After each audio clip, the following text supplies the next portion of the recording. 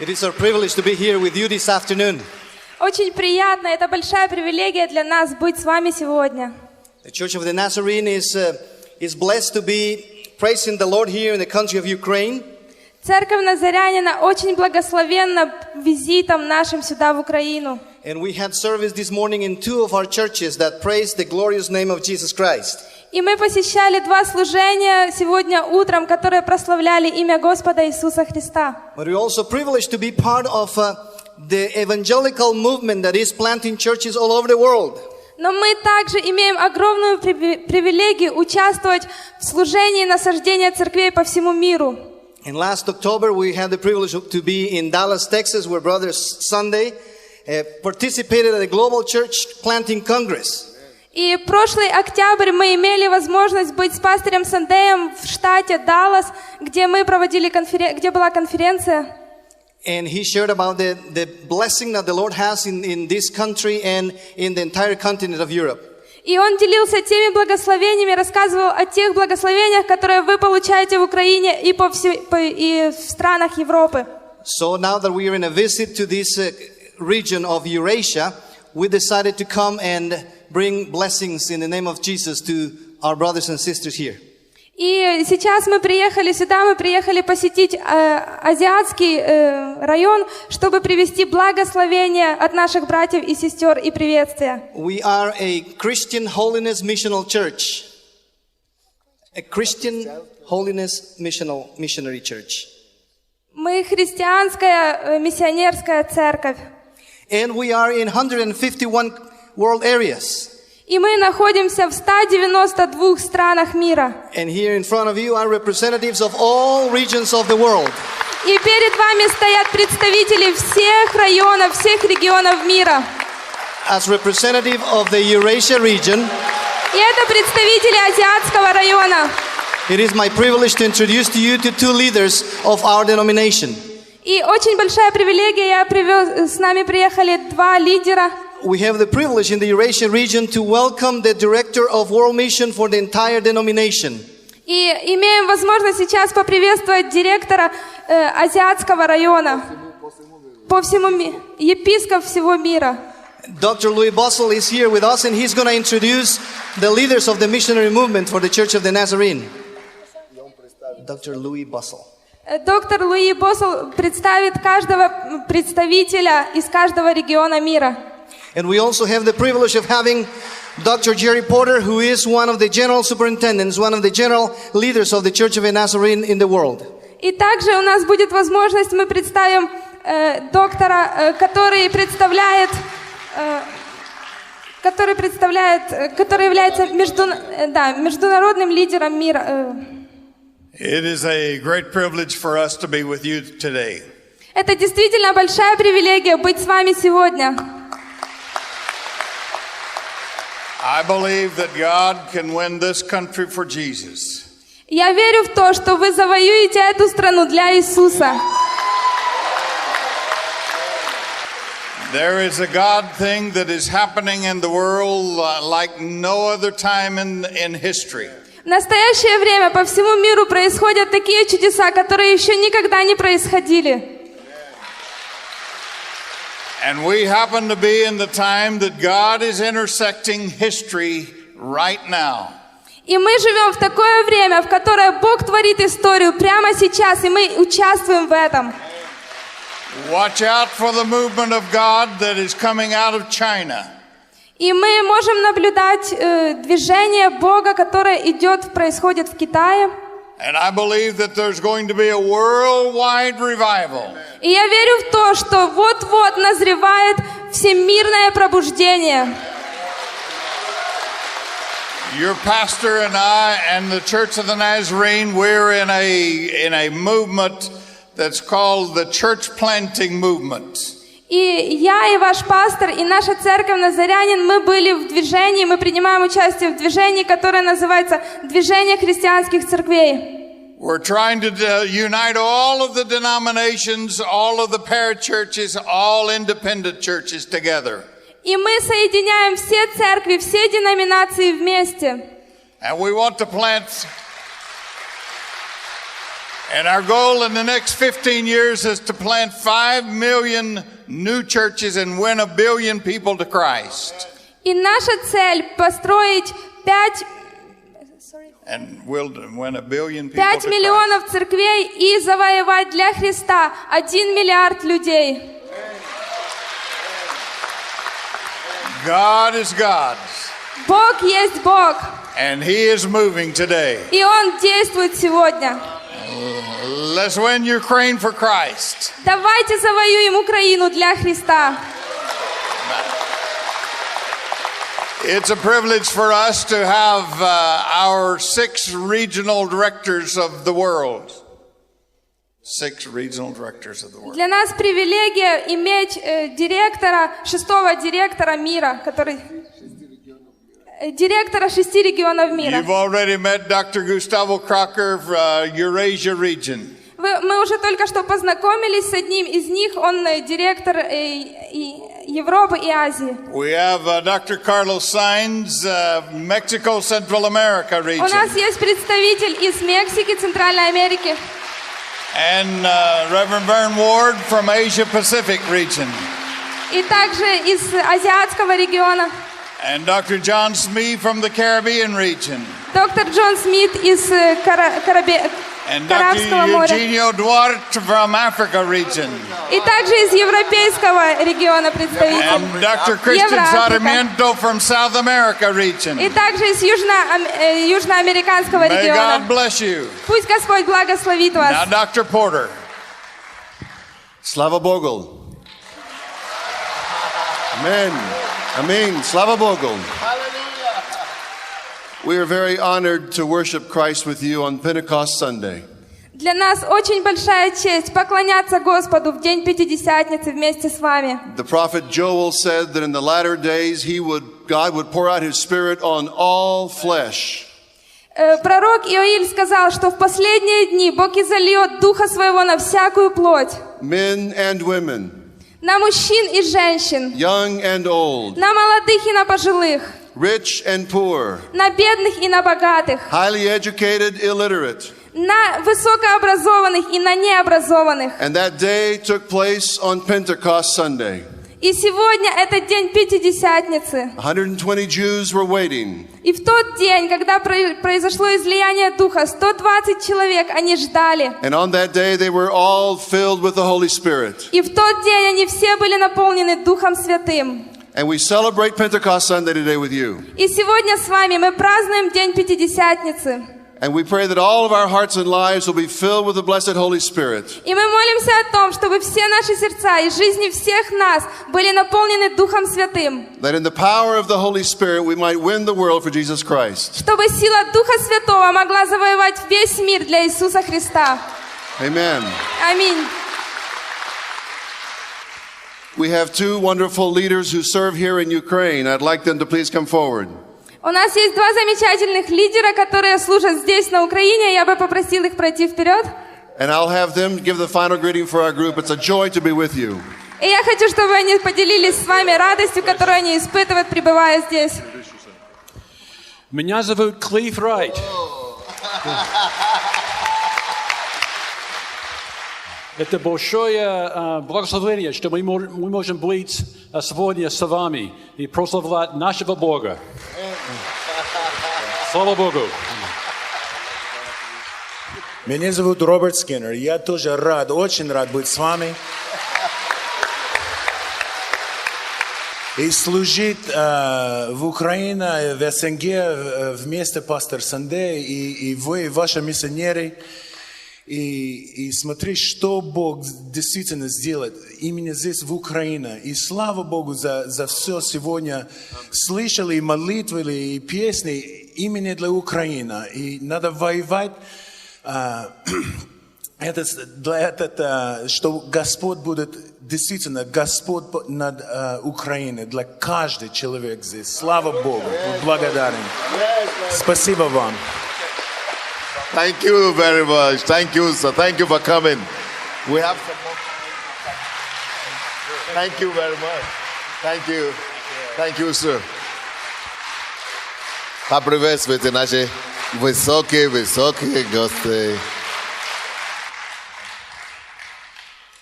Да, слава Господу. Всякие разные деноминации сейчас в последнее время общаются и дружат вместе, соединяются, чтобы действительно собрать последний урожай до пришествия Иисуса Христа. Церковь Назарянин один из таких церквей, которые собираются вместе. В Америке есть такой штаб-квартира, где все деноминации собираются. 500 тысяч церквей вместе. И мечта и видение, чтобы построить 5 миллионов церквей по всему миру. И мы думаем, что если мы насадим новых 5 миллионов церквей, что это даст как раз приведет 1 миллиарда человека. И это уже будет как бы последний такой урожай перед пришествием Иисуса Христа. Вы знаете, что наша церковь это какая? Не слышу. Наша церковь миссионерская церковь. Поэтому слушайте, выключите ваши телефоны, или, по крайней мере, включите не такие, которые звонят. И вы знаете, что в нашей церкви мы миссионерская церковь, и каждую неделю мы начинаем средние 2 новые церкви, насаждаем 2 новые церкви. Но это мало еще. Хотелось бы насаждать 2 новые церкви каждый день. Каждый день 2 новые церкви. Мы сейчас начинаем 8 новые церкви каждый месяц. Хотелось бы, чтобы если 2 каждый месяц, каждый день, так будет 60 новые церкви в месяц, не 8.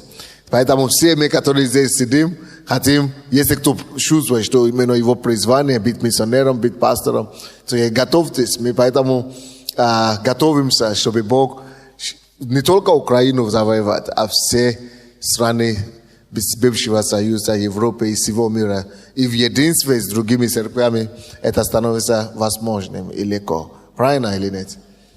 Да, слава Господу. Ну что ж, мы рады видеть наших друзей. Сегодня День Пятидесятницы, вы уже слышали. И все отмечают День Пятидесятницы. Как это ни странно, и католики отмечают День Пятидесятницы, и православные отмечают День Пятидесятницы. То, вы знаете это событие? Деяния апостолов, какая глава? 2 глава, когда Бог излил силу Духа Святого. Но очень важно, чтобы мы сегодня напоминали друг друга о том, что дает нам излияние Духа Святого. Давайте откроем, пожалуйста, Евангелие от Иоанна. Евангелие от Иоанна, 14 глава. Евангелие от Иоанна, 14 глава. Мы будем молиться за всех сегодня, чтобы тех из нас, которые еще не крещены Духом Святым, чтобы мы могли тоже помолиться за них, чтобы они тоже приняли крещение Духа Святого. Итак, Евангелие от Иоанна, 14 глава, 16 стиха по 20 стих. 16 стиха по 20 стих.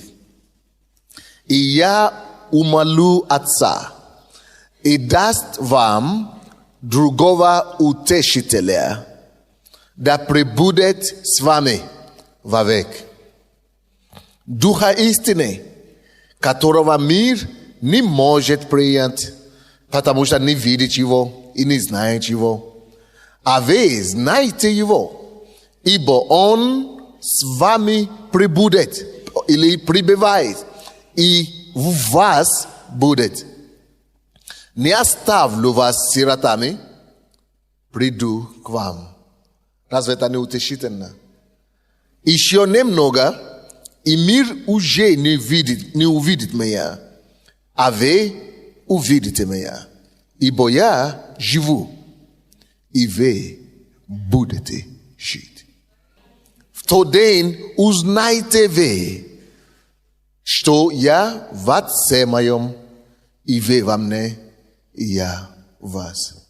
Извините, что я такой медленный какой-то сегодня, потому что вы знаете, я поехал в пятницу в Германию, 13 часов на дороге. Всего лишь 2 часа лететь, но чтобы ехать по дороге 5 часов до туда, куда мы должны, где библейская школа, но там был футбол еще такой. Там футбол сейчас в Германии. Короче, 10 часов ехали. Оттуда и обратно туда 13 часов, сюда обратно 13 часов. Это с пятницы. Получается 26 часов только на дороге, да? И на самолете. Был там только один день. 24 часа на дороге, 26 часов на дороге. Остальное 9 часов там учил, проповедовал целый день и обратно. Так что я, аллилуйя, молитесь за крепость.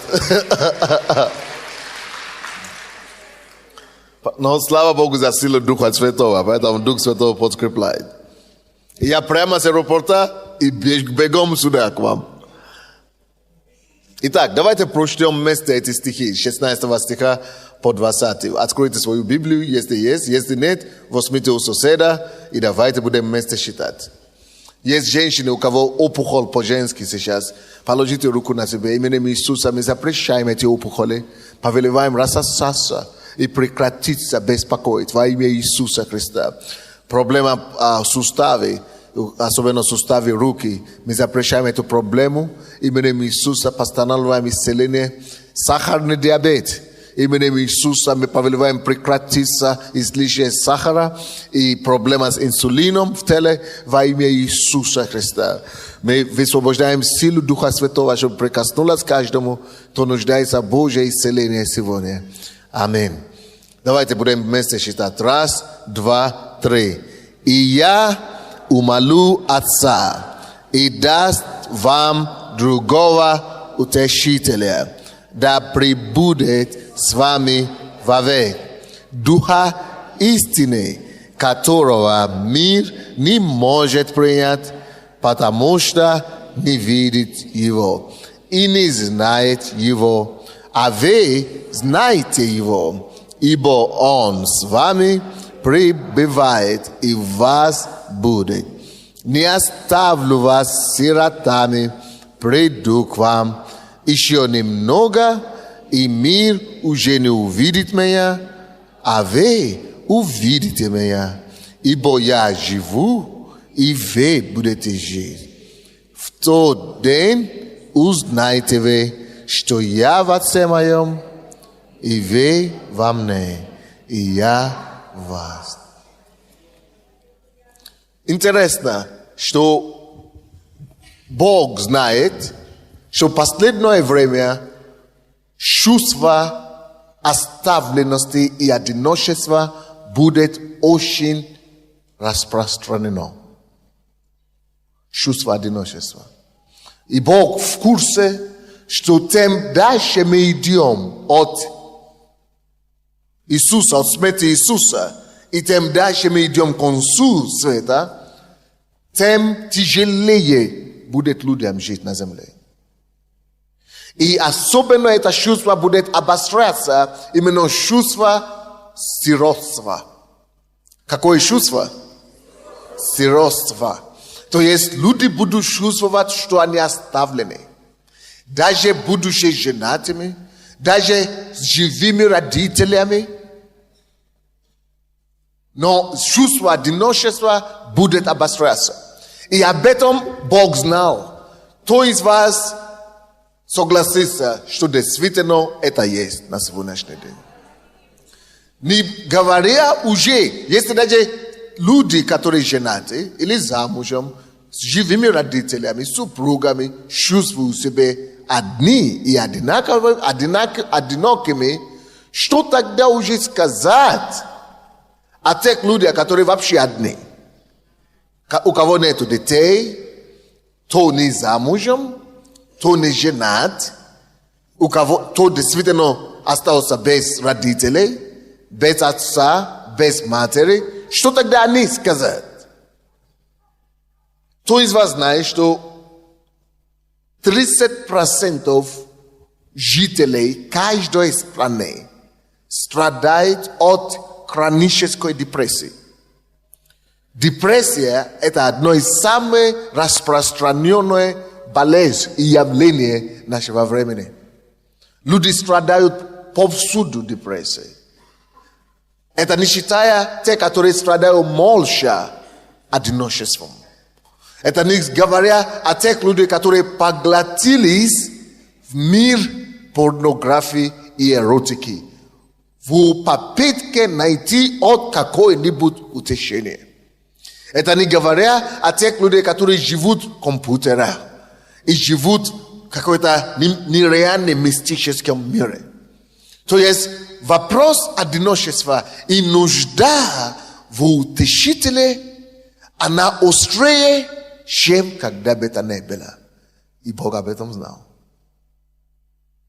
Ради этого Бог и сказал нам, что, зная нас, как мы созданы, зная наши суставы, зная наши слабости и зная то, в чем мы будем нуждаться, и будучи заботливы, будучи любящие, и будучи полной самой любовью Богом, Он не может просто так оставить это все в стороне.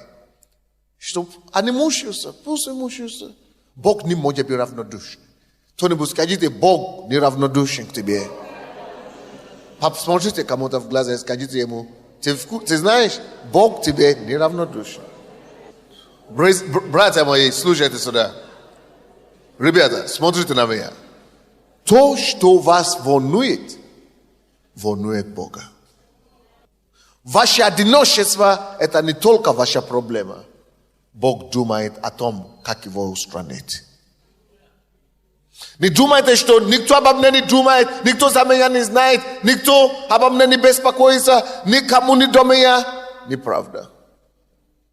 Есть кому-то, кому до вас, самому главному, живому Богу. Он думает о вас.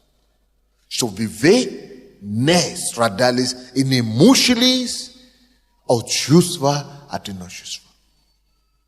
Бог не заинтересован, чтобы вы мучились в одиночестве. И Бог не заинтересован, чтобы депрессия одолела вас. Поэтому какое же решение Он предлагает нам? Что за его ответ на вопрос одиночества? Он говорит в 18 стихе. Читайте все вслух. Что он сказал в 18 стихе? Не слышу вас. Сзади там не слышу ваш голос. Раз, два, три. Все вместе. Еще раз. И просто оставь первая фраза. Не слышу. Не слышу. Теперь скажите это, осознавая, что это вам, он говорит. Скажите это вслух.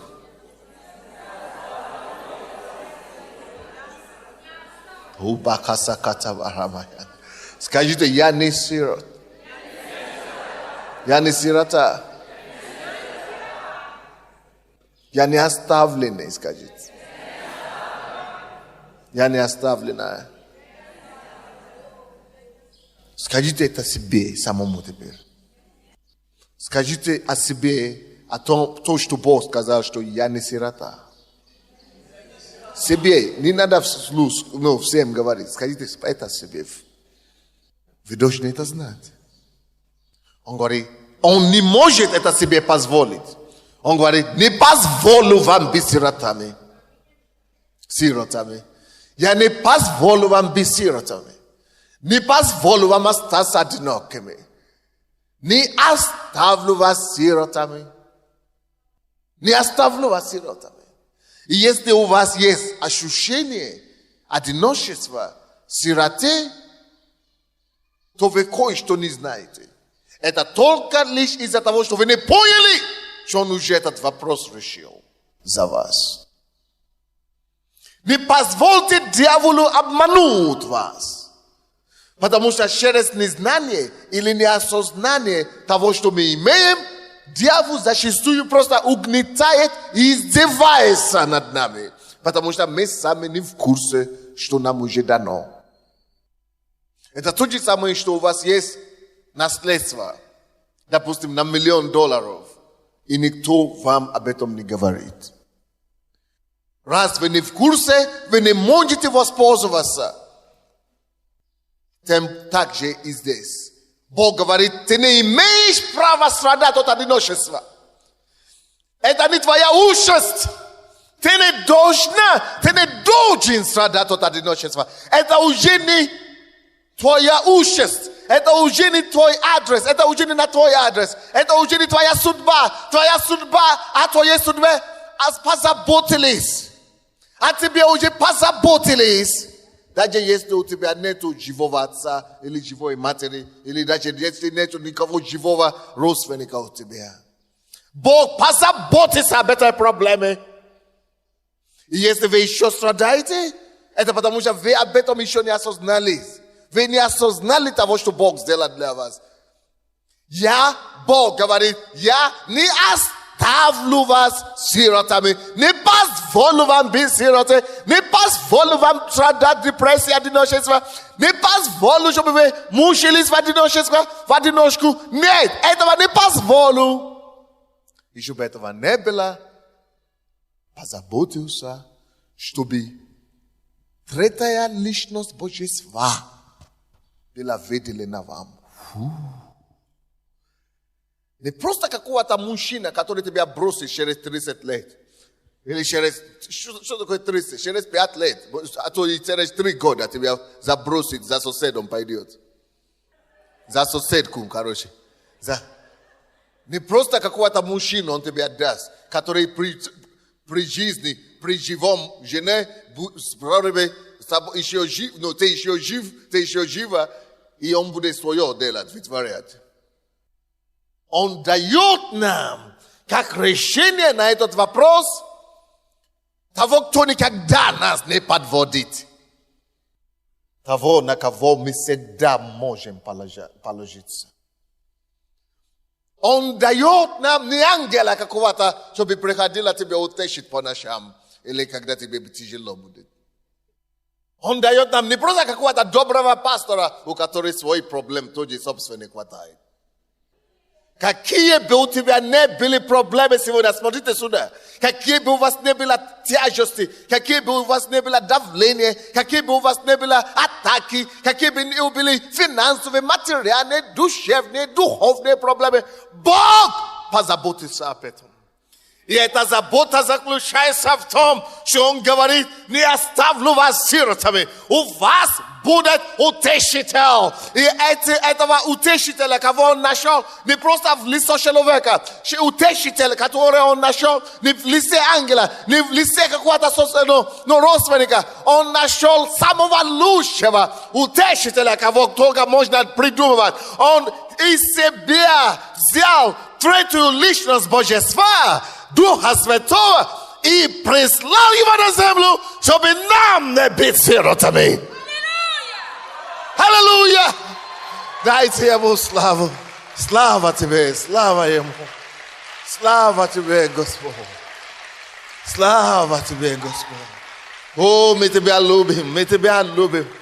О, как ты можешь об этом о нас так позаботиться? Как ты можешь, Господь Боже мой, так высоко оценить нас? Как ты можешь, Господь? Мало того, что Он за нас умер, мало того, что Он пришел и Сына Своего отдал, и плюс тому, говорит, помимо этого, Он еще и позаботился, чтобы когда Сын Его пойдет на небо, чтобы здесь на земле нам не было одиноко. И порой и зачастую мы мучимся и страдаем, потому что либо мы этого не знаем, эту истину, и позволяем при этом дьяволу обмануть нас, обманывать нас, дурить нас, из-за незнания того, что нам уже, что о нас уже позаботились. Поэтому мучаемся и сами пытаемся проходить свои проблемы самостоятельно. Как это тяжело самому проходить эти проблемы. Как это самому в одиночку бороться с этими жизненными ситуациями. Как это голыми руками идти против танка мира сего, тяжести мира сего. А в это время есть тот посланник, который прямо с неба пришел, чтобы как раз нам в одиночку не бросаться на танк жизненных проблем.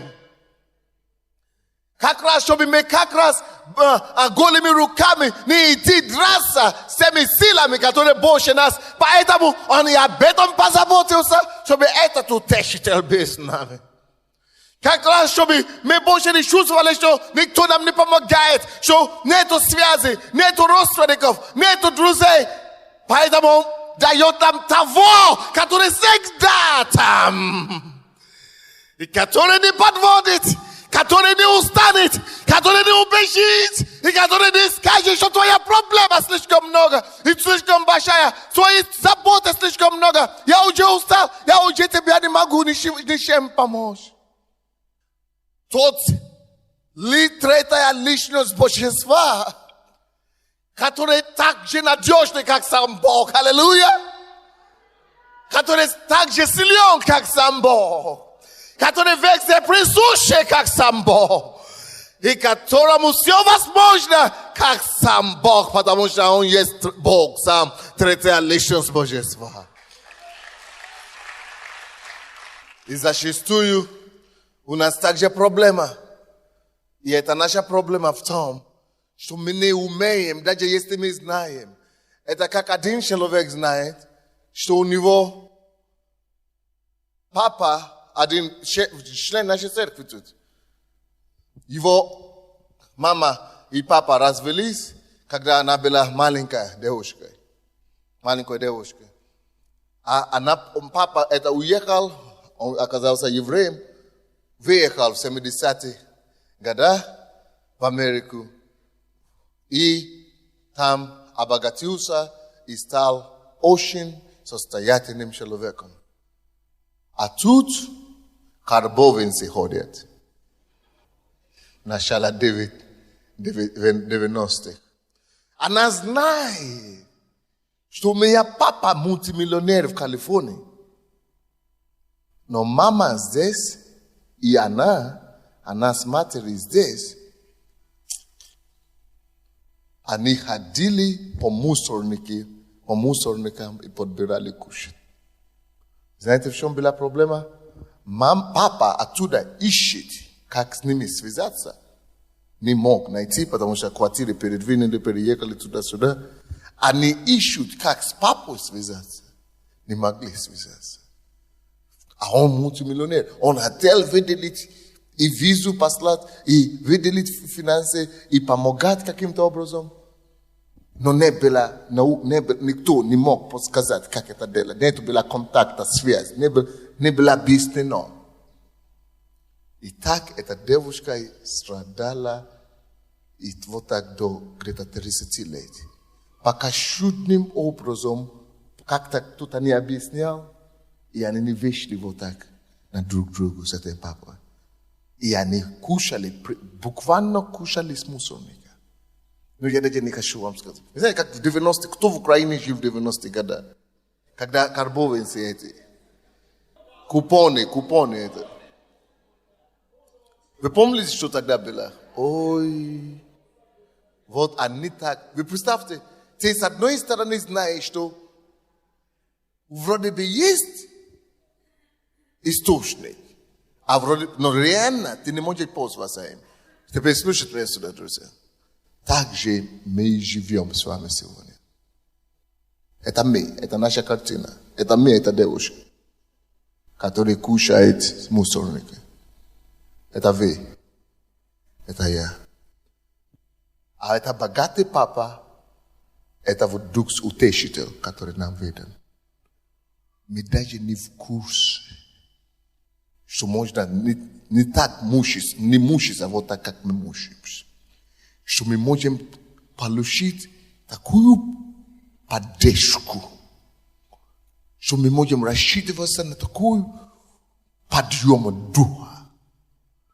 Мы даже не знаем, что мы можем окунуться в это богатство Божьего духа и присутствия и получить и наслаждаться такой объема изобилия Его мощи и благодати Если бы только знали бы, как с ним контактировать, с Духом Святым, как с ним общаться, как с ним дружить, вытянуть с него.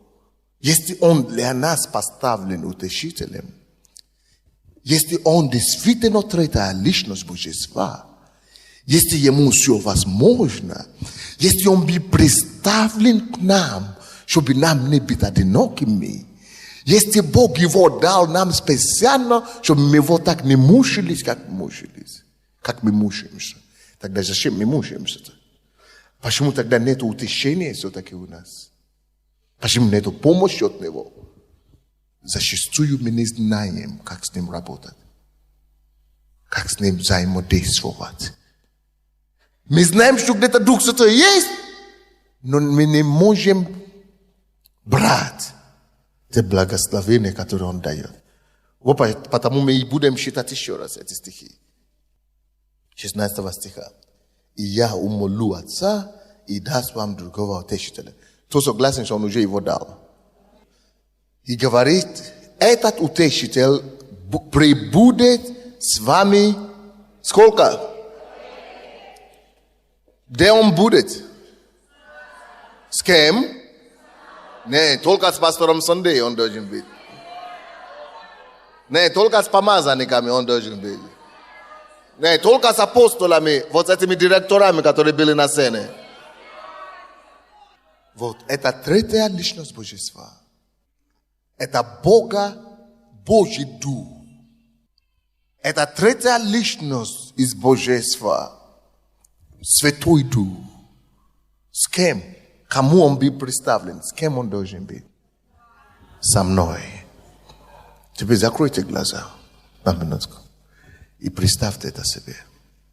Что вы не одни. Прямо сейчас сидите.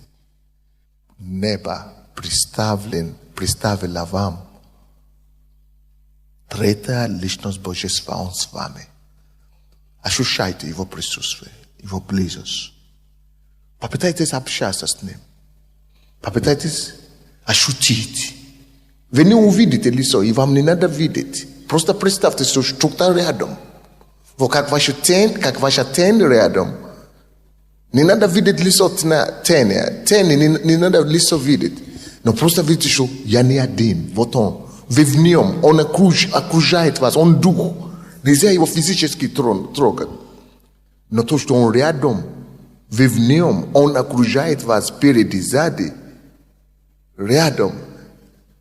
Ребенка не отвезите, надо помолиться за вас, потому что просто мне не напомнили. Вы подойдете попозже, да? Хорошо. Рядом он. Представьте его возле себя. Поблагодарите его, что он рядом. Поприветствуйте его. Чтобы больше его не опускать. Чтобы больше не закрывать глаза на него, на его присутствие. И скажите ему, договоритесь с ним сейчас, что я всегда тебя буду замечать. Я всегда с тобой буду дружить. Я всегда с тобой. Это Бог сам рядом с вами. Его дух. Вот как личность. Это не просто дух какой-то ветер дует. Это личность.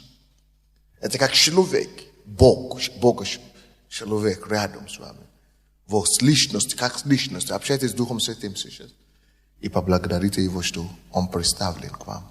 Что он рядом с вами. И всегда ощущайте это, напоминайте себе об этом. Запомните, он говорит, не оставлю вас. Не оставлю вас. Когда тяжело, не оставлю. Когда хорошо, я там. Не покину вас, не оставлю вас. Когда в комнате один, не оставлю. Когда принимаю душ, не покину. Когда в транспорте, не оставлю. Когда никого нет дома, не оставлю и не покину. Когда я себя плохо чувствую, положи голову на грудь у него. Он тебя утешает. Он тебя гладит. Головкой. Не оставлю. Не покину. Это то исходное отношение, которое у нас должно быть с ним. Исходное. Элементарное. что мы постоянно это должны осознать для себя. Мы можем его объять, мы можем приблизиться к нему, мы можем держать его за руку, потому что он говорит, я вот держу вас за руку. Он говорит, держу вас за правую руку. Надо иногда это уметь себя представлять. Надо иногда это уметь ощущать, что да, я с ним. Это как я сегодня прилетел, усталый такой. И я просто сидел здесь, я говорю, Господь Дух Святой, теперь все. Я пришел к концу себе, все. Плод, конец. Но ты здесь. Теперь ты возьми контроль. Оживотвори мою плоть. Я внутри тебя, я окунулся в тебе, я в тебе. Я представляю это себе, как он переполнил меня, как я погружался в нем, как в озеро, как бассейн ты окружаешься. Так можно окунуться в Иисуса, в Духа Святого. Погружаться в него, как в воде. И чтобы он переполнил тебя. И я новую энергию чувствую. И всегда знаю, что могу всегда двигаться так с ним. Вот это первое, что мы должны осознать. Если не ходить в этом сознании, а его присутствие, вы всегда будете страдать, мучиться. Не важно просто в голове знать. В голове знать, это вам ничего особо не дает.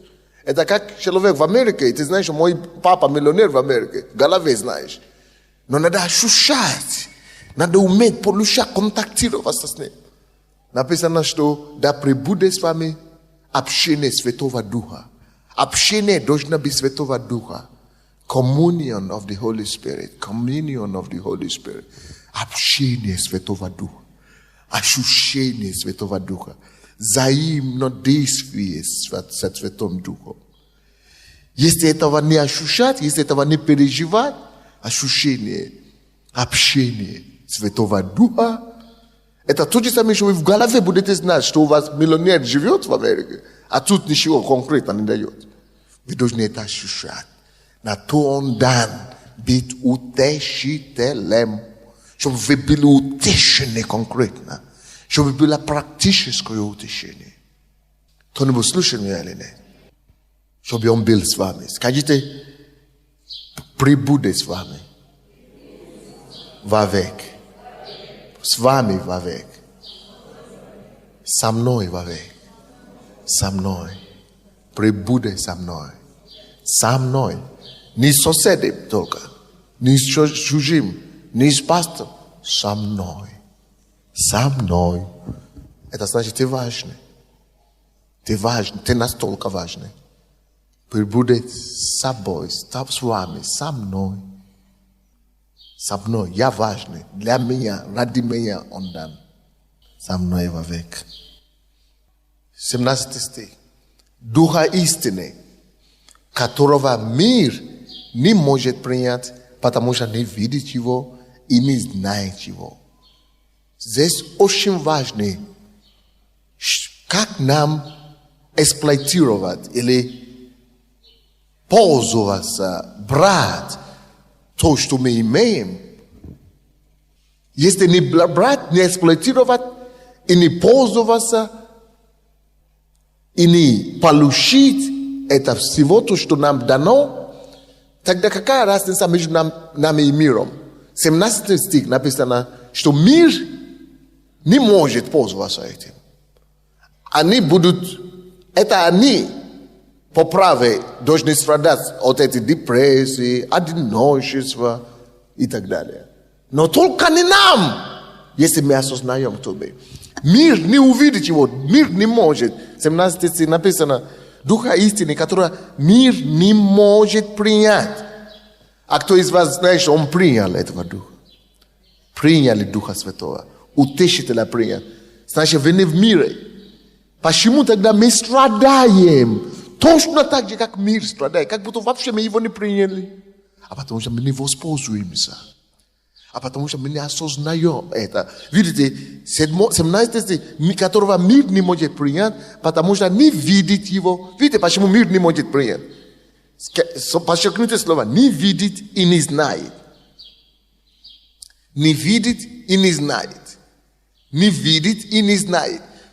Поэтому я и говорю, недостаточно просто думать, или знать в голове, что он есть, надо уметь духовными глазами видеть.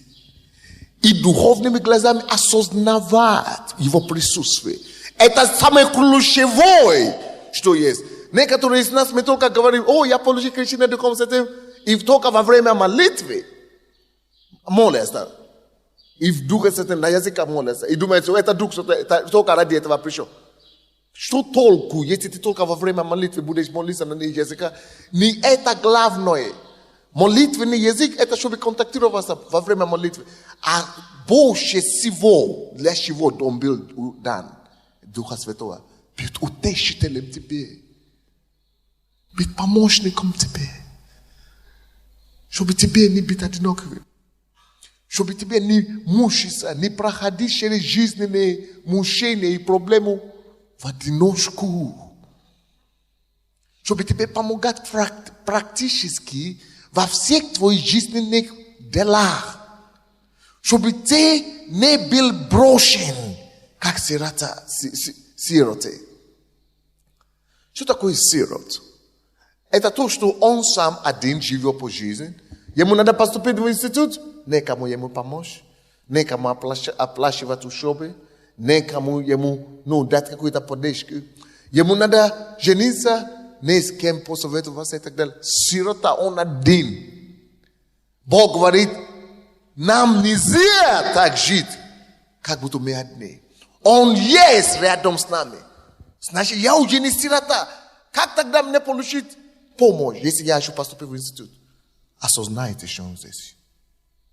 Не знает, и как там написано, мир не может принять, потому что не знает и не видит. А я знаю, что я его принял, значит, мне нужна помощь. Я должен видеть. Не физическими глазами. Вы не увидите Бога физическими глазами. Но духовными глазами видишь, что он рядом. Я-то не сирота. Видеть, что он рядом. Мне надо поступать, мне надо жениться. Как на кого жениться? Как мне знать, это правильно или неправильно? Научитесь видеть. Ага, вот он здесь рядом. Дружи с ним общаться. Знаю его. Значит, я провожу, чтобы знать человека, надо проводить время с ним. Надо привыкать к ним. Научитесь видеть Духа Святого Иисуса. Общаться с ним вот так, чтобы так хорошо привыкнуть к нему. Чтобы так хорошо уже сработать с ним, что вы можете всегда положиться. На любой мелочи жизни, любой вопрос, бакс, вы знаете, что он здесь. Вы можете положить голову ему на плечи. Представь себе так, духовными глазами. Взять его за руку, представь себе так. И пообщаться с ним. Когда вы молитесь, не просто воздух бьете, какие-то слова бросаете. Не. Он здесь. Я с ним. Я держу его за руку. Он мой папа. Я ребенок у его руку, его это самое. Мир не может так жить. Мир не может пользоваться этим. Мир не может насладиться этим, потому что сироты, потому что они его не приняли. Но мы приняли его, поэтому мы знаем его, и мы видим его. Это ключевой момент, друзья мои. Научитесь соработать с Духом Святым. Научитесь видеть Духа Святого. Не лицо не видеть, не черты видеть физически, а Дух Иисуса. Потому что мы есть духовная личность. Вы есть Дух, а Он тоже есть Дух. Пусть ваш Дух представит и начинает видеть в вашем воображении, видеть, что вы с Ним ходите с утра, вы с Ним просыпаетесь, вы с Ним ходите на работу, вы с Ним дружите, вы с Ним общаетесь. На то и был дан. Потому-то и было сказано, вы не будете сиротами. Чтобы вы не были сиротами. Если вы будете видеть его, вы не будете сиротами. Если вы будете знать его, вы не будете сиротами. Но не будете знать его, не будете видеть его, вы будете чувствовать себя такими же сиротами, как и все. Вы будете переживать ваши депрессии, как и все. Вы будете чувствовать себя одинокими, как и все. Вы не общаетесь с ним, вы не умеете с ним ходить, с ним дружить. Вы будете чувствовать все, что мир это чувствует, и не будет как будто никакой разницы между вами. Такое впечатление, что ты сам сирота, ты сам неверующий, и тебе никто не помогает по жизни. Давайте я вам расскажу историю.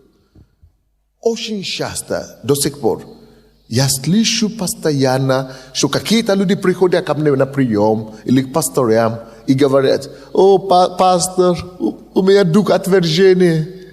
Когда я была маленькая, в утробе матери, папа отказался от меня, или мама отказалась от меня, или я в детдоме вырос, или как там, в детском доме вырос, или я где-то еще там. Ну, или меня били в детстве, мой папа меня не любил, мама не любила, и я вот такой, у меня неудача по жизни, ну, как отверженность у меня. Надо меня освободить от духа отверженности. Ой, у меня такая, ой. Да, такие вещи бывают. Но если вы действительно уже пришли к Богу, Бог позаботился об этом. Да, вы можете быть в церкви и ходить по 100 лет в церковь, и все равно чувствовать эту отверженность. Вы знаете почему? Вы не поняли, что вам дано. Вы не поняли, что у вас есть, и вы не пользуетесь этим. Давайте я расскажу вам о себе. Я никогда не видел своего родного отца в глаза. Никогда его не видел. Когда моя мама была беременна 6 месяцев, а он оказался таким неответственным абсолютно, этот папа, который меня зашел. Он бил ее. И ее папа, ее родители узнали об этом. И дедушка, да. И они были из царского рода. И они отозвали ее обратно. Они говорили: мы соберем нашу дочерей от тебя. И они так собрали эту дочерь, маму мою, к себе домой, что не позволили ему, этому папе, появляться вообще в глаз. Ему запретили вообще в город заезжать. Они были чуть влиятельны. И, короче, таким образом, никогда в глаза не видел моего отца натурального, то есть, естественно, физического. Я его никогда не видел. И кто-то говорит: пастор, вы не чувствуете себя? И я жил, короче, мама моя вышла замуж. Я даже ее не знал, что это моя мама. Потому что она оставила меня с бабушкой. Потому что дедушка умер, и бабушка. И я с бабушкой жил. И я думал, что это моя мама, вот эта бабушка. И когда она умерла 15 лет, 15 лет не было, она умерла, я остался сам. Я живу сам один с 15 лет. Сам один с 15 лет. И тогда мои братья, которые моя сестра, моя мама младшие, приходили ко мне и говорили: мы хотим тебя знать, что ты не папа, это не твой папа, это не твой. И фамилия, которую Аделаджа я использую, это же фамилия моей мамы. Я даже не знал фамилию этого папы настоящего, который зашел. И они говорят: мы хотим тебе сказать, что это не твоя фамилия, это не твой папа, это не твой, это самое. И люди говорят: ты будешь чувствовать, ты хочешь его искать. А я к этому времени, по-моему, я уже покаялся, 19 лет, как раз покаялся. Вы знаете, я покаялся, пришел к Богу. Я просто не чувствовал необходимость. А потом я слышу, что он умер, этот папа, умер уже. Я его не видел. Кто-то говорит: ты не чувствуешь? Я не чувствую. Покаялся, пришел к Богу. Я даже не... Такое впечатление, что я имею 10, 100 отцов сразу, родных. Отец Бог, потому что искренняя связь появилась с Богом, Отцом. И кто-то говорит, что отвержение не чувствуете, или что-то себе не чувствуете, что вы хотите видеть этого Отца или искать Его. Даже даже малейшего желания. Потому что я нашел уже его. Я был в нем до рождения моего физического отца и матери. Он мой отец. Мы все были закрыты в нем еще раньше. Он мой настоящий отец. И я его нашел. Отца нормального, доброго, любящего. Я не чувствую абсолютно. Что-то говорит, что потому что не было отца, кто-то говорит, а потому что мама одна меня воспитывала, поэтому я такой слабохарактерный, или никакой, или не получилось у меня отцовского отца не было, или руки не было, поэтому у нас нет мужчин теперь, потому что женщины одни воспитывают. Слушай, я вообще не мама воспитывала, бабушка воспитывала. И я настоящий мужчина до сих пор. Потому что я нашел настоящего мужчину в Бога. Написано Колоссянам 2, 9, 10 написано, что мы имеем полноту всего в нем. Во Христе Иисусе мы имеем чего? Полноту. Скажите полнота. Отца мы имеем в нем. Доброго, любящего, полноту. Но, друзья мои, вы можете иметь того же самого Бога, того же самого утешителя и не воспользоваться.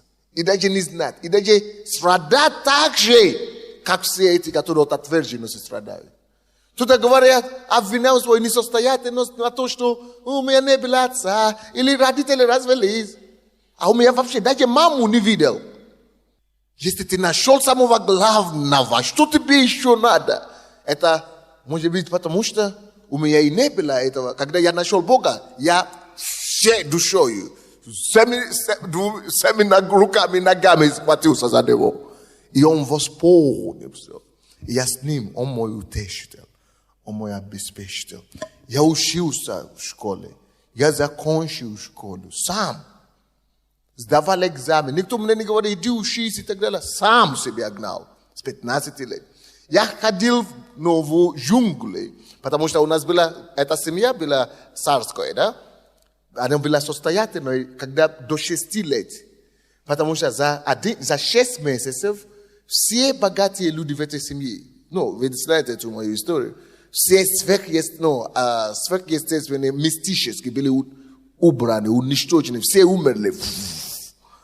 И мы, которые были одной из самых богатых семей в стране, за какой-то год начали, все отвернули, все так плохо, все умерли.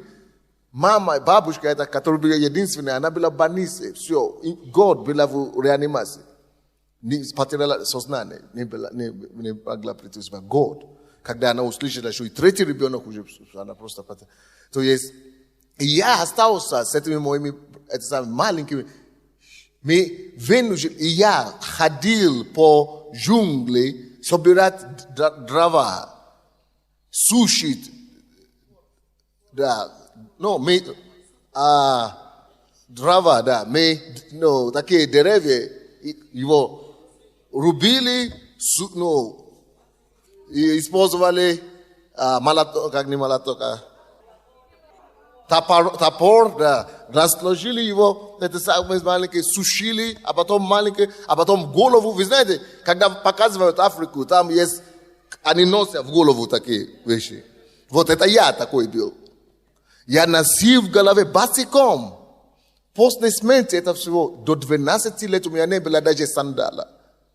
Босиком в джунгле. Если вы посмотрите на мои ноги, посмотрите. У меня знак до сих пор. Я ходил в эти джунгли, собирал всякие дерева, меня вошло всякие, колючки, так царапалось и все. Без отца, без ничего. Но, если ты имеешь, не знаю, что тут надо иметь, короче, пробился. Потом научился делать разные, потом фрукты продавал, научился делать разные продукты сам. Там есть как кисел такой. И научился, я знал, как делать кисел сам. Собирать, посеять, все. И продавал, ходил 16 лет.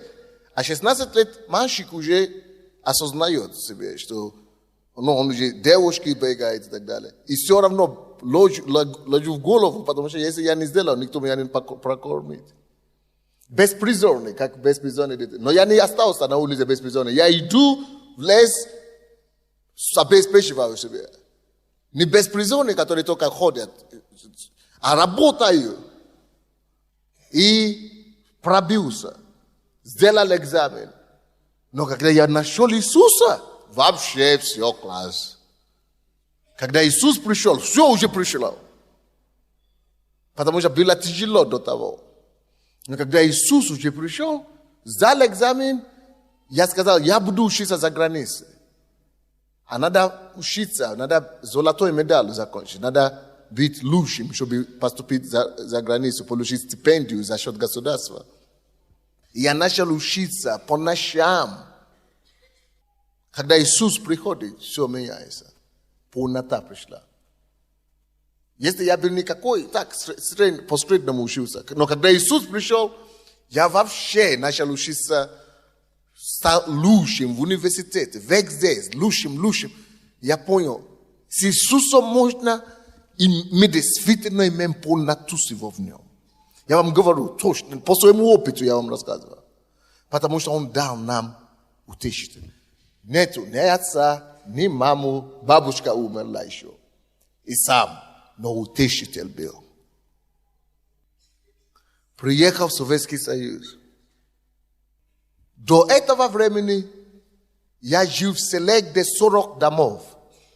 200 жителей вместе с детьми.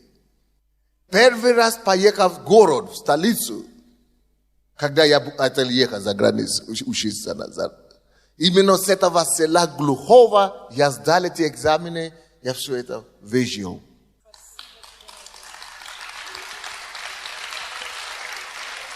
Приехал в Советский Союз, не было ни церкви, ни пастора, ни верующих, ни церкви, и надо было не грешить. И надо было все равно с Иисусом выжить.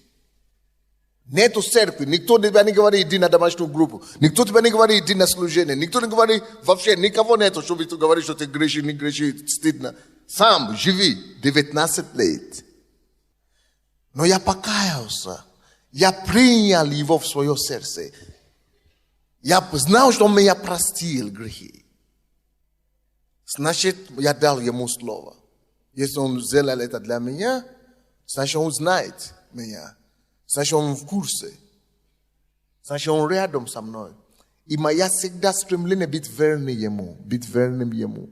Неважно, пастор есть, нету пастора, я должен быть верным ему. Он же со мной, он же меня спас. Он мне помогает, он мне открывает дорогу. Я должен быть верным ему. Он рядом. Никого нет рядом, но он рядом. Он мне помогает быть лучшим. Никто не говорит, учись, иди занимайся. Сам себе говорит. Мои давление на меня, ровесники, друзья, девушки, пьянки, на 19 лет. Старшие люди говорят, которые старшие, по 25 лет, по 30 лет, которые уже заканчивали институт, а я только что приехал. Говорят, ты что, мальчик, что ты делаешь сейчас? Я говорю, нет, я знаю, он меня спас, он меня простил. Они авторитеты, они говорят, ты иди сюда, давай, мы тебя накормим, давай будем ездить, давай будем продавать, давай. А я знаю, что он меня простил. Они пускай говорят, что хотят. Стою на своем все равно. Не предам его. На 19 лет, в чужой стране. Они говорят, ты не знаешь, что ты делаешь, ты мальчик, ты потом будешь жалеть. Пускай буду жалеть. Но теперь не я жалею.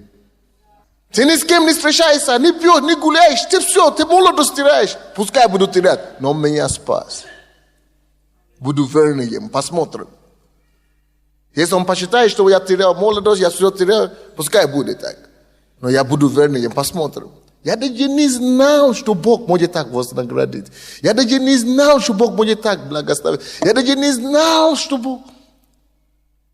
Но к 30 лет все эти, которые рассказывали сказки, умники, они уже никто, но я уже стал всем.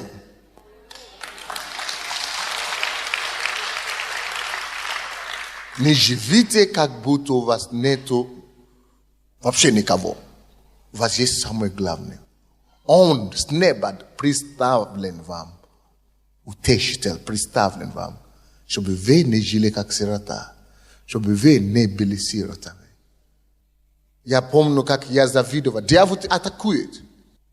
Когда мне было 13 лет или 12 лет, я хотел закончить самоубийством жизни. Знаете почему? Я помню, как мы жили до 6 лет. У нас все было. Ребята, которые росли вместе с нами, со мной, их 12 лет, их родители послали их за рубежом учиться. 12 лет. А я вместе с ними рос. Теперь я даже не могу привет им сказать. Я даже не могу попасть к ним. Они с класс другой. Я хожу, вот, набираю свои вот эти раны все, шрамы набираю свои, коллекционирую свои раны и шрамы, а они летят по самолету. Я никогда не видел самолет, пока я не вступил за границу, чтобы учиться. Это они, а эти мои ребята, которые мы росли вместе, мы играли, мы были равными. Они учились в хорошей школе, я уже не мог учиться в хорошей школе. И дьявол говорит, что все, зачем жить? Жизнь несправедлива, Бог несправедлив, Бог нету. Я думаю, зачем такую жизнь жить? Надо умереть. Но не получилось. Дьявол, почему я это говорю? Дьявол будет атаковать.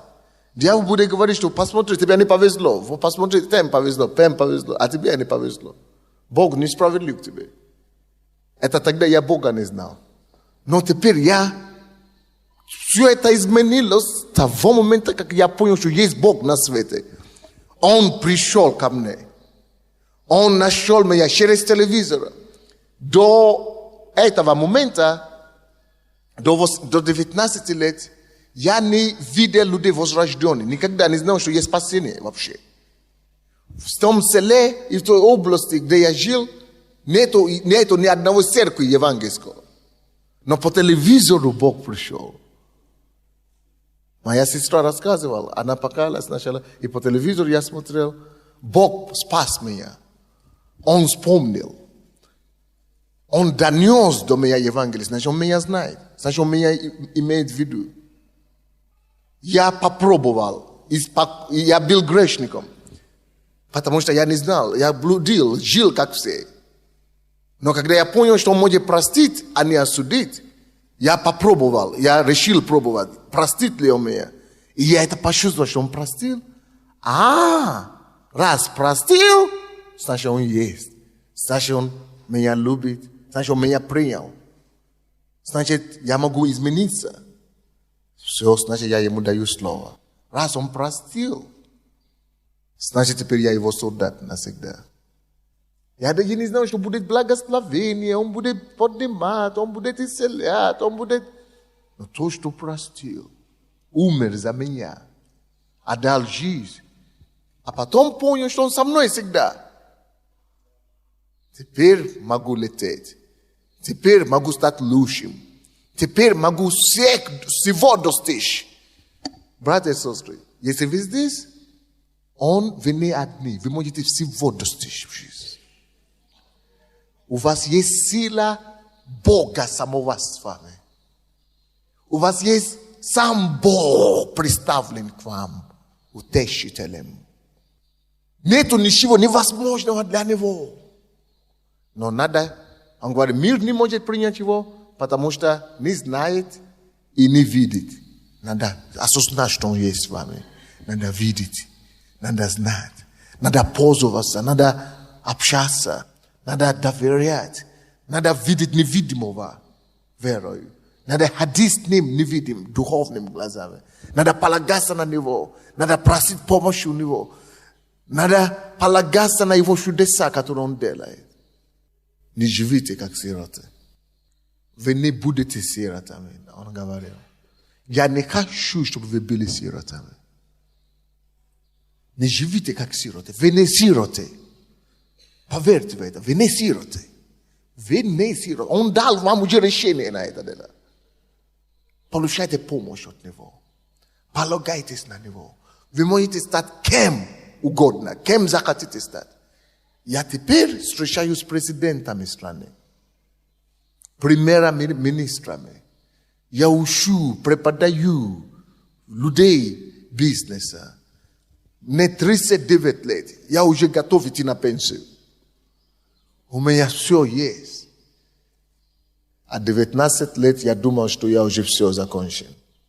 Но он пришел, утешитель, это познакомился со мной. Я его принял.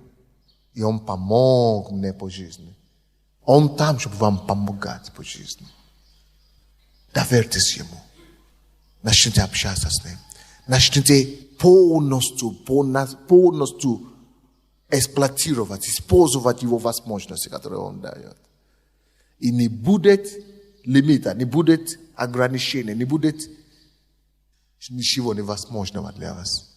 Не будет ничего невозможного. Вы сможете состояться и достичь всего с его помощью. Кто-нибудь слушает меня сегодня? Или это сказку я рассказываю?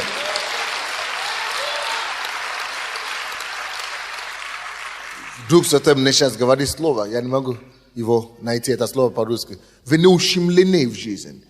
Не слово ущемлены, синоним какой-то есть. Вы не удалены, не обделены. Слушайте, церковь. Вы не обделены. Слушай, не церковь, каждому сейчас говорю, вам лично, тебе. Ты не обделена. Ты не обделен. Вы не ущемлены ничем. Вы не обделены. Берите, пользуйтесь и достигайте всего. Аллилуйя.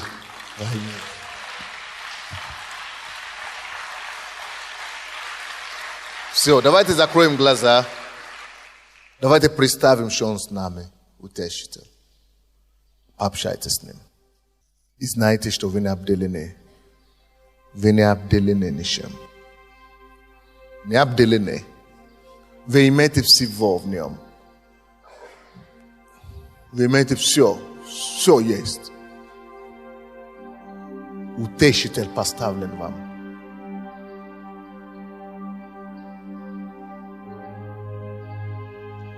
Сам третья Божья сила Божества. Третья личность Божества. Сам Бог стал вашим соратником, помощником, отцом и тату. Ложите голову ему на грудь, обними его. Он не покинет и не оставит тебя. Он поможет тебе. Он поведет. Он проведет по всей дороге жизненной. Он всегда будет там. Он говорит, вот я с вами. Он с тобой. Он с тобой до кончины века. Иногда нам надо научиться себе самому говорить. Он со мной. Он со мной. Я не сирота. Я не сирота. Я не сирота. Он со мной. Он со мной. Он со мной. Я не одна. Я не один. Он мне поможет. Я его знаю.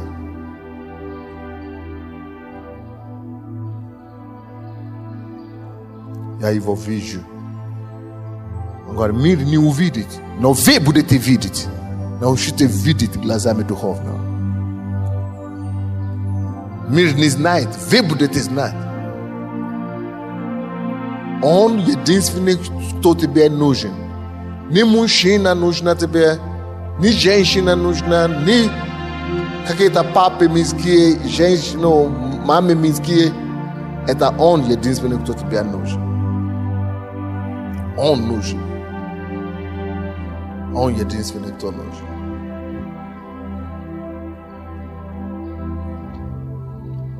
Отец, мы благодарим Тебя, что Ты нужен нам. Ты здесь с нами.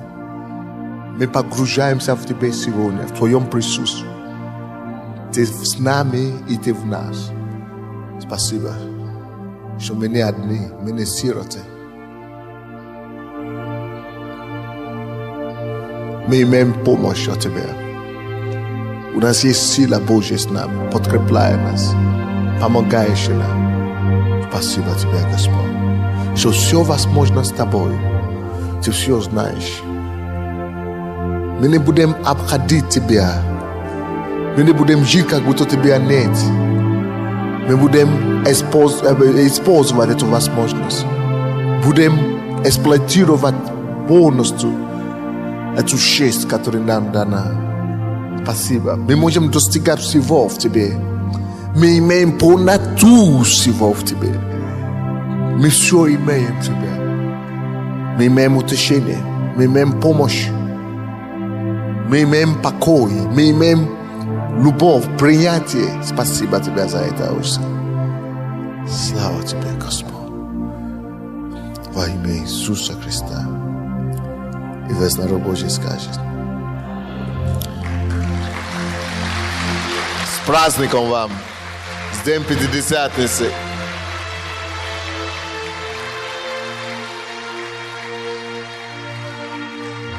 Я думаю, нам надо брать эту кассету с вами.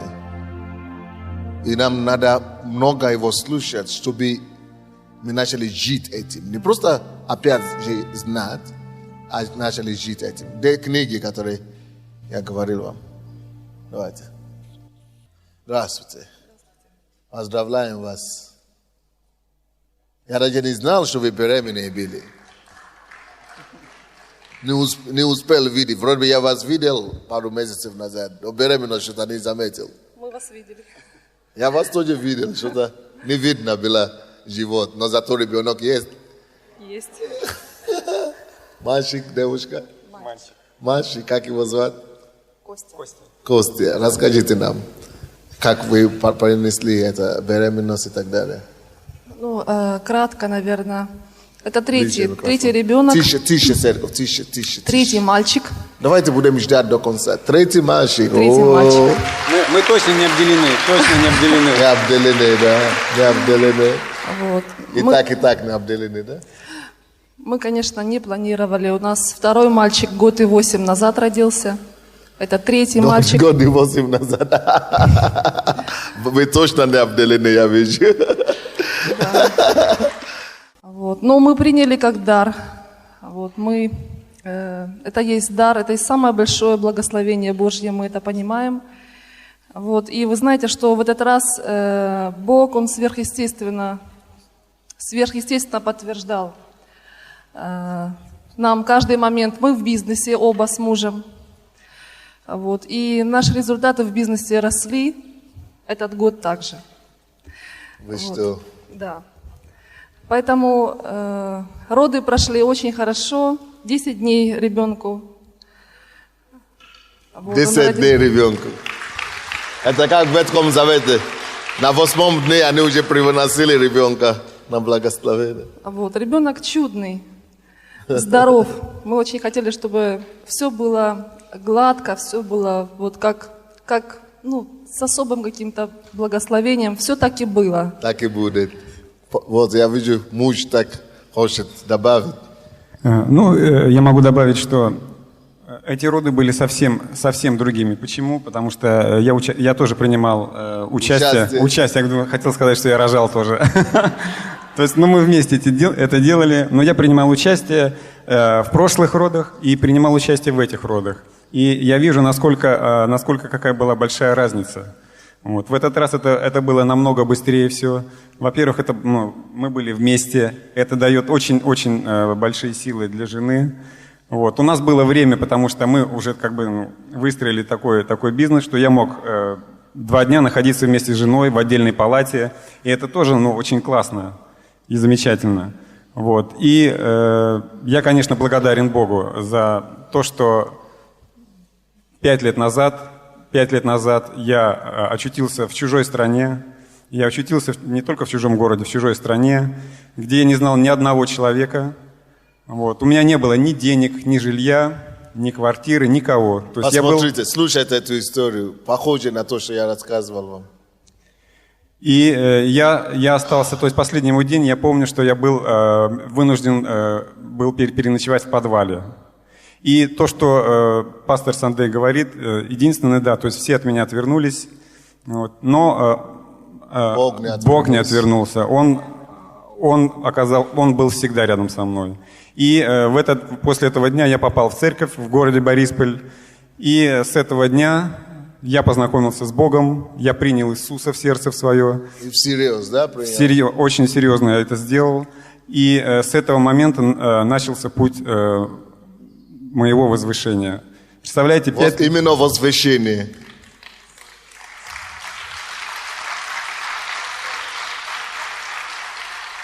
Всего 5 лет, дорогие, 5 лет. У меня уже 3 детей.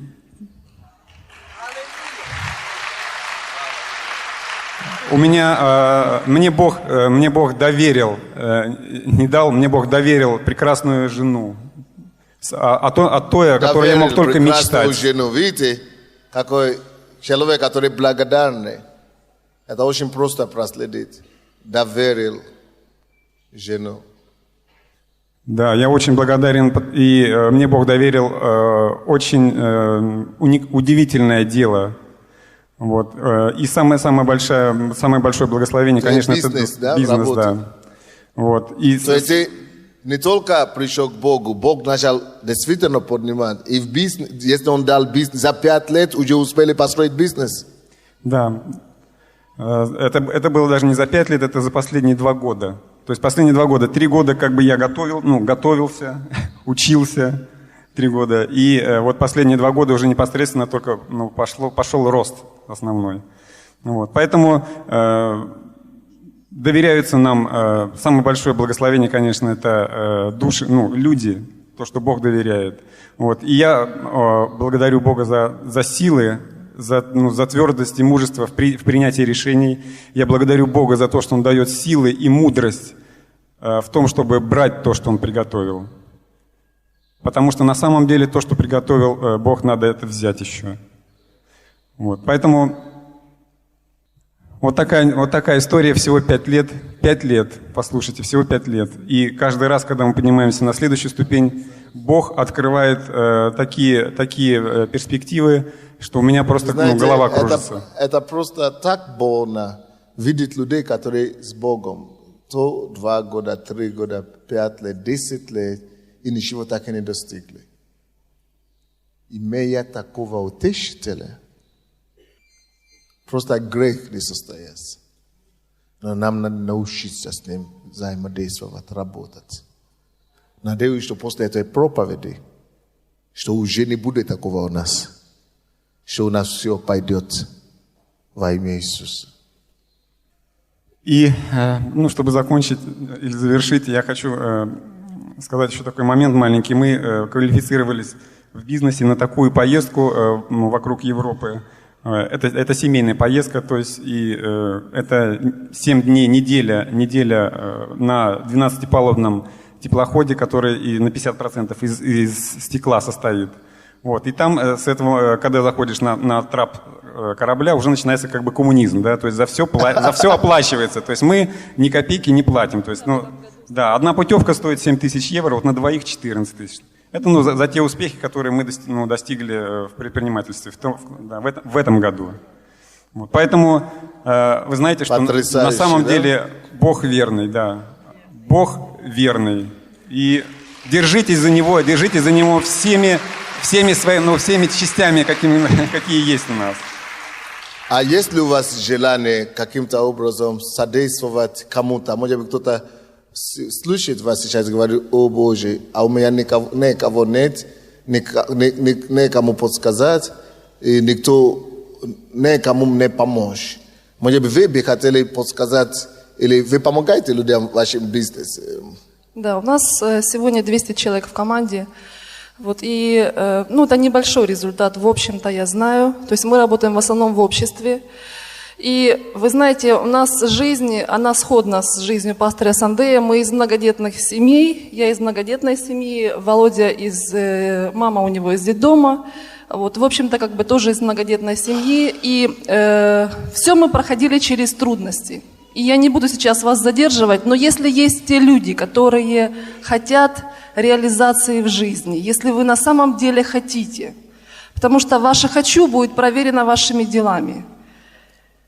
Если вы хотите, подойдите к нам. Потому что многие люди хотят только словами, только устами, но не хотят ничего делать. Да, потому что 80% людей, которые начинают предпринимательство, они сдаются при первых трудностях. Поэтому, если вы хотите преодолевать трудности и достигать результатов, что дано для каждого из нас, мы ждем таких в команду. А как с вами связаться как-то? Телефоны можно записать или подойти. Мы здесь на каждом служении в воскресенье. Наверное, вы нас уже немножко... А как вас звать? Татьяна, Володя, Ульяновы. Володя Ульяновы, да?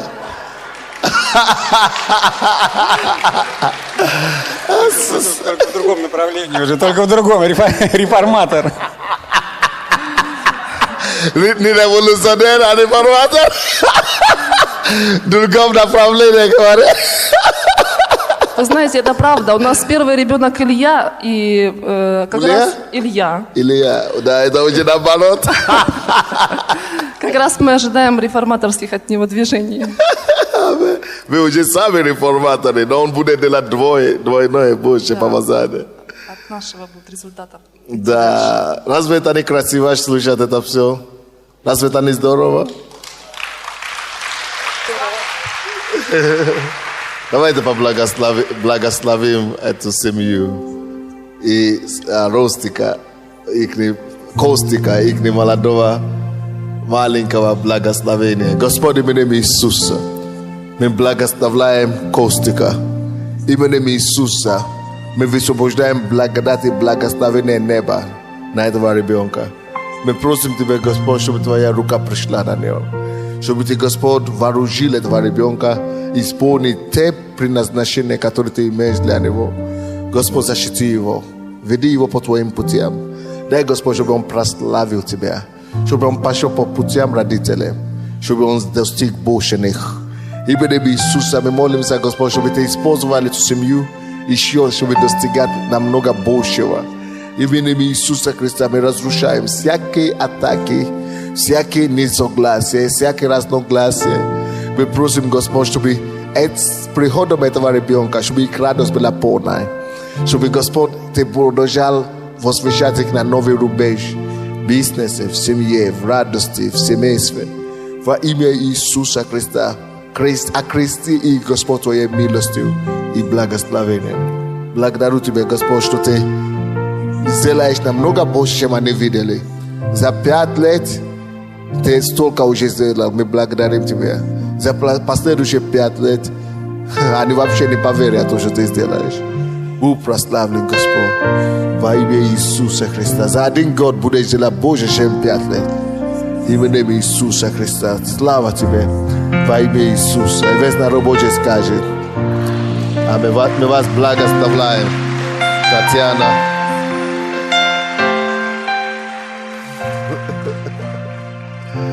Поздравляем вас и благословляем. Все, двигайтесь дальше в Божьем благословении.